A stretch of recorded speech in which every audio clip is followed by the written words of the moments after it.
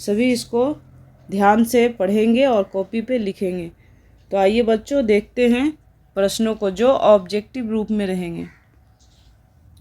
प्रश्न है, इनमें से कौन अनवीकरणीय संसाधन का उदाहरण नहीं है?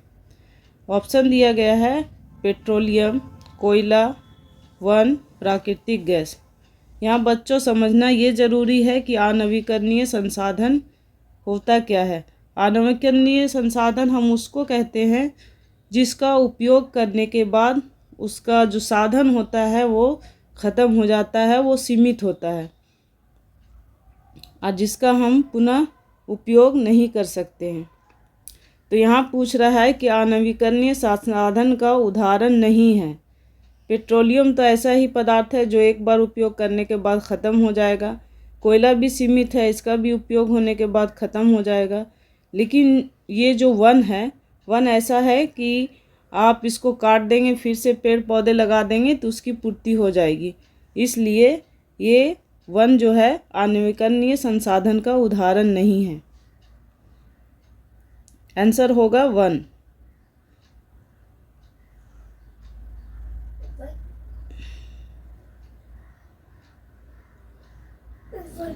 नेक्स्ट देख रहे हैं, प्रश्न है, लद्दाख में पाया गया यूरेनियम उदाहरण है। ऑप्शन दिया गया है वास्तविक संसाधन, संभाव्य संसाधन, नवीकरणीय संसाधन, सर्वव्यापक संसाधन। यहाँ लद्दाख में पाया गया यूरेनियम किसका उदाहरण है? इसको समझने के लिए सबसे पहले हमको समझना होगा कि वास्तविक संसाधन क्या है, संभाव्य संसाधन क्या है, नवीकरणीय संसाधन क्या है और सर्वव्यापक संसाधन क्या है।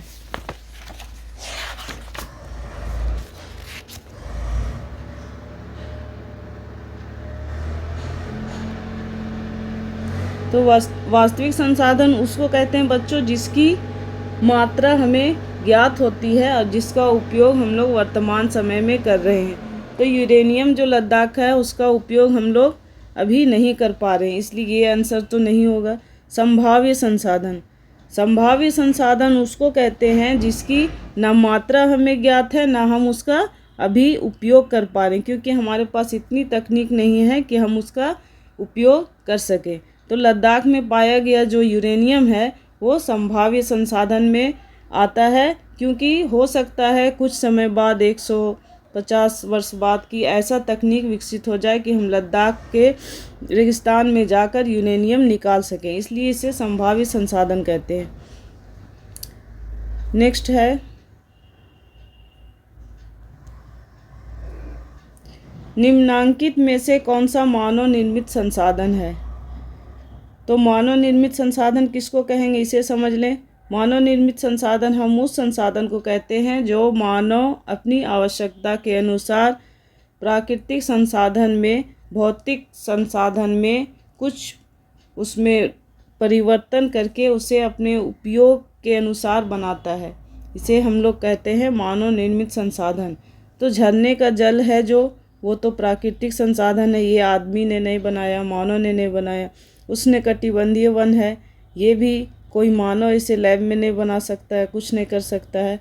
और एक दूसरा आपका जो आंसर होगा कैंसर उपचार की औषधियाँ, तो ये मानव ने अपनी तकनीक, अपनी बुद्धि से इसे बनाया। औषधि मीन दवा, इसे हम लोग प्राकृतिक संसाधनों का उपयोग करके, पदार्थों का उपयोग करके उसे तकनीक में डाल के किस तरह से बनाना है, ये सारा चीज़ उसमें हम लोग उपयोग करके बनाते हैं, इसलिए ये मानव निर्मित संसाधन है। अगला प्रश्न है, जैव संसाधन होते हैं जीव जंतुओं से उत्पन्न, मनुष्यों द्वारा निर्मित, दूसरा ऑप्शन है निर्जीव वस्तुओं से उत्पन्न और चौथा है इनमें से कोई नहीं। तो जैव संसाधन उस संसाधन को कहते हैं जिसमें जान हो। तो यहाँ आप लोग देख रहे हैं कि मनुष्यों द्वारा निर्मित संसाधन में जान नहीं हो सकता है। निर्जीव वस्तुओं में कोई जान, निर्जीव वस्तु हो गया जैसे लकड़ी वगैरह, लोहा वगैरह, तो ये इसमें जान नहीं हो सकता। लेकिन जीव जंतुओं से जो उत्पन्न होंगे वैसे संसाधन में जान होगा, इसलिए जैव संसाधन कहलाएंगे जीव जंतुओं से उत्पन्न।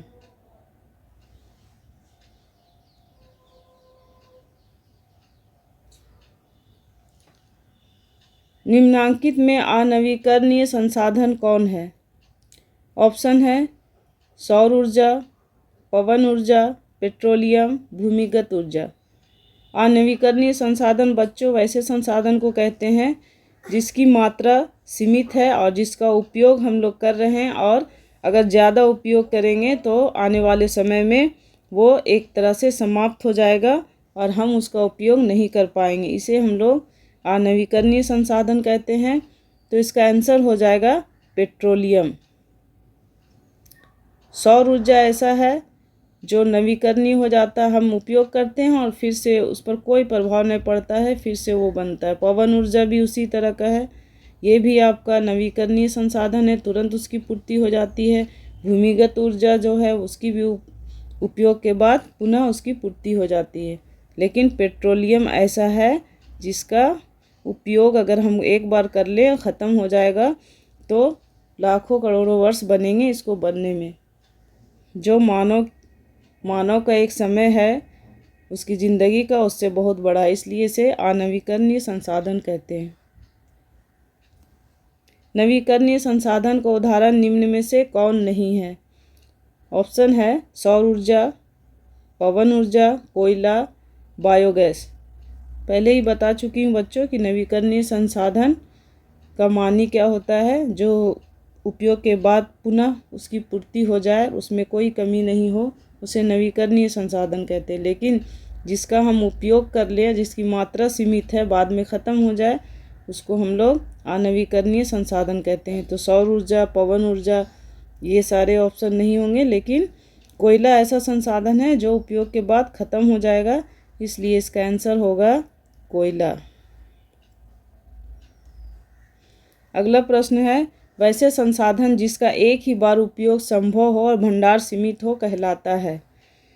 ऑप्शन है नवीकरणीय, पुनः नवीकरणीय, पुनरुपयोगी, अनवीकरणीय।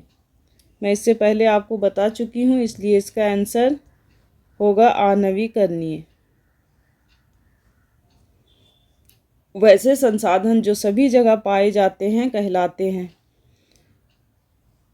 जो संसाधन सभी जगह पाए जाएंगे वो कहलाएंगे सर्वव्यापक। जैसे हवा हो गया, मिट्टी हो गया, ये संसाधन जो आपके हैं सभी जगह पाए जाते हैं, इसलिए सर्वव्यापक हो जाएंगे। स्थानिक संसाधन उसको कहते हैं बच्चों जो किसी स्थान विशेष में पाए जाते हैं। जैसे झारखंड में हो गया कोयला, किसी खास स्थान में पाया जाता है, सभी जगह नहीं पाया जाता है। बॉक्साइड हो गया, ये भी कहीं खास जगह में पाए जाते हैं। लोहा, ये नहीं है कि पूरी जगह में ये फैले हुए हैं। अगला प्रश्न है वैसे संसाधन जिसकी मात्रा ज्ञात हो और वर्तमान में उपयोग किया जा रहा हो कहलाते हैं? ये भी मैं पहले बता चुकी हूँ। ऐसा जो भी संसाधन है जिसका हम उपयोग कर रहे हैं और बाद में वर्तमान में उपयोग भी हो रहा है और मात्रा भी ज्ञात है, उसको हम लोग कहते हैं वास्तविक संसाधन। इसका आंसर होगा वास्तविक संसाधन। जैसे झारखंड में कोयला है, बॉक्साइड है, खनिज तेल है, ये सारा संसाधन जो होगा वो वास्तविक संसाधन कहलाएगा। अगला प्रश्न है वैसे संसाधन जिनकी प्रकृति शीघ्रता से नवीकरण कर लेता है कहलाता है? अब देखिए वो कैसे संसाधन होंगे जो पुनः नवीकरणीय हो जाएंगे। वो संसाधन आपका सौर ऊर्जा होगा, पवन ऊर्जा होगा, जो पुनः यूज़ के बाद बन जाते हैं और उसकी कमी नहीं होती। ये पहले भी मैं बता चुकी हूँ, इसलिए इसका आंसर होगा नवीकरणीय। अगला प्रश्न है निश्चित स्थानों में पाए जाने वाले संसाधन को कहते हैं? निश्चित स्थान में जो संसाधन पाए जाते हैं बच्चों वो कहलाते हैं स्थानिक। माने स्थान विशेष में वो संसाधन हमें उपलब्ध होते हैं। जैसे हो गया लोहा, हो गया तांबा, हो गया, मैं पहले भी बता चुकी हूँ, इसलिए इसका आंसर होगा स्थानिक। अगला प्रश्न है प्रौद्योगिकी संसाधन है। ऑप्शन है मानव निर्मित, मानक, संभाव्य, प्राकृतिक। तो इसका आंसर होगा बच्चों मानव निर्मित, क्योंकि मानव ही एक ऐसा जीव है जो अपनी बुद्धि का प्रयोग करता है और किसी भी चीज़ को ज़्यादा उन्नत बनाता है, प्रौद्योगिकी का इस्तेमाल करता है। इसलिए मानव निर्मित जितने भी संसाधन होंगे वो प्रौद्योगिकी संसाधन कहलाएंगे। अगला प्रश्न है अजैव संसाधन कहलाते हैं। ऑप्शन है बच्चों निर्जीव वस्तुओं से निर्मित, मानव निर्मित, जीव जंतुओं से निर्मित, इनमें से कोई नहीं। इसका आंसर होगा निर्जीव वस्तुओं से निर्मित। अजैव से ही पता चल रहा है कि जिसमें, पहले भी मैं बता चुकी हूँ कि जिसमें जान ना हो वैसे चीज़ों से जो वस्तुएं बनती है उसको हम लोग निर्जीव वस्तुओं से निर्मित अजैव संसाधन कहते हैं। जैसे कुर्सी हो गया, बेंच हो गया, टेबल हो गया, पंखा हो गया, जो भी हम लोग दैनिक जीवन में यूज़ करते हैं, या फिर और भी सड़क वगैरह हो गया, ये अजैव संसाधन कहलाएंगे। अगला प्रश्न है निम्न में से कौन स्थानिक संसाधन नहीं है। ऑप्शन है जल, लोहा, अब्रक, मैगजीन। तो ये स्थानिक संसाधन इसलिए नहीं है कि जल सभी जगह पाए जाते हैं, और स्थानिक संसाधन जैसे लोहा, अब्रक, मैग्नीज ये किसी खास स्थान पर पाए जाते हैं।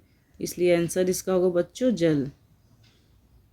कॉन्सेप्ट क्लियर करते जाएंगे बच्चों, और जहाँ नहीं समझ में आएगा उसे आप लोग लिखते भी जाएंगे। मानव स्वयं में एक है। ऑप्शन दिया गया है विकास, हास, संसाधन, इनमें से कोई नहीं। मैं पहले भी बता चुकी हूँ कि मानव स्वयं में एक संसाधन है, क्योंकि एक मानव दूसरे मानव का उपयोग अपने लाभ के लिए, अपनी सहायता के लिए करता है। तो इसलिए मानव क्या होगा, मानव स्वयं एक संसाधन होगा। क्योंकि एक दर्जी जो है वो डॉक्टर की सहायता लेता है, एक डॉक्टर है वो इंजीनियर की सहायता लेता है, एक इंजीनियर है। इसलिए इसका आंसर होगा बच्चों संसाधन। अगला प्रश्न है प्राकृतिक संसाधन कौन सा है। जल, मशीन, कार, फ़ोन। यहाँ जितने ऑप्शन दिए गए हैं मशीन, कार, फ़ोन, ये मानव निर्मित संसाधन, इसे मानव खुद बनाता है अपनी तकनीक का प्रयोग करके, अपनी सहायता के लिए, अपने कामों को आसान करने के लिए। लेकिन जो जल है वो बना बनाया है, इसे बना नहीं पाते हम लोग, सिर्फ यूज़ करते हैं, इसलिए ये प्राकृतिक संसाधन है। अगला प्रश्न है पदार्थ की डैश उसे एक संसाधन बनाती है। जैसे जो पदार्थ हमारे लिए संसाधन है वो हो सकता है कि आपके लिए ना हो, दूसरे के लिए ना हो। जैसे एक बढ़ी है, बढ़ी का काम है लकड़ी का सामान बनाना, उसका औजार हम एक टीचर हैं तो उस औजार की हमें कोई आवश्यकता नहीं, तो वो उसके लिए संसाधन हो सकता है, लेकिन मेरे लिए वो कटार है, वो मेरे लिए संसाधन नहीं हो सकता। इसलिए यहाँ कहा गया है कि पदार्थ की उपयोगिता उसे एक संसाधन बनाती है। जिस मानव के लिए उसकी उपयोगिता है वो उसके लिए संसाधन है, अगर हमारे लिए वो उपयोगी नहीं तो हमारे लिए संसाधन नहीं। तो संसाधन बनाने के लिए ज़रूरी है कि उसकी उपयोगिता उसके लिए उस समय के लिए हो, इसलिए इसका आंसर होगा उपयोगिता। संसाधनों के संदर्भ में मूल्य का क्या अर्थ है। कोई संसाधन तभी मूल्यवान हो सकता है बच्चों जब उसका महत्व हमारे लिए हो। अगर हमारे लिए उसका कोई महत्व नहीं हो तो वो मूल्यवान नहीं हो सकता है। इसलिए इसका आंसर होगा महत्व।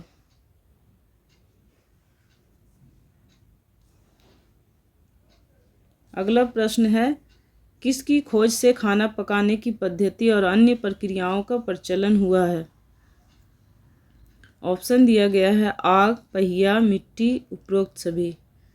इसका आंसर आप सभी बच्चे लोग जानते हैं कि इसका आंसर होगा आग ही ऐसा चीज़ है जिससे हम लोग खाना पकाना सीख गए, और बहुत सारी प्रक्रियाओं का प्रचलन यहीं से आग की पद्धति से हुआ।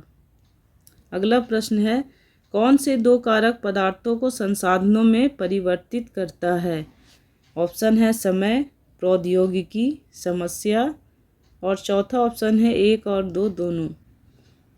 तो कोई भी चीज़ जो हमारे लिए आज संसाधन नहीं हो सकता, भविष्य में वो हमारे लिए संसाधन बन जाए, तो उसमें क्या क्या यूज होगा? समय यूज होगा और प्रौद्योगिकी यूज होगा। जैसे हम पहले भी जिक्र कर चुके हैं कि लद्दाख में जो यूरेनियम पाया गया है उसे हम लोग अभी तक उपयोग नहीं कर पाए हैं, लेकिन हो सकता है कि 100 साल बाद, 50 साल बाद हो सकता है कि हमारी प्रौद्योगिकी उन्नत हो जाए और वहाँ से हम यूरेनियम को निकाल कर उसका उपयोग कर सकें। इसलिए इसका आंसर होगा बच्चों 1 और 2 दोनों। समय भी उसमें लगेगा और हमारी तकनीक भी लगेगी। आज का सेशन बच्चों यहीं पे समाप्त होता है।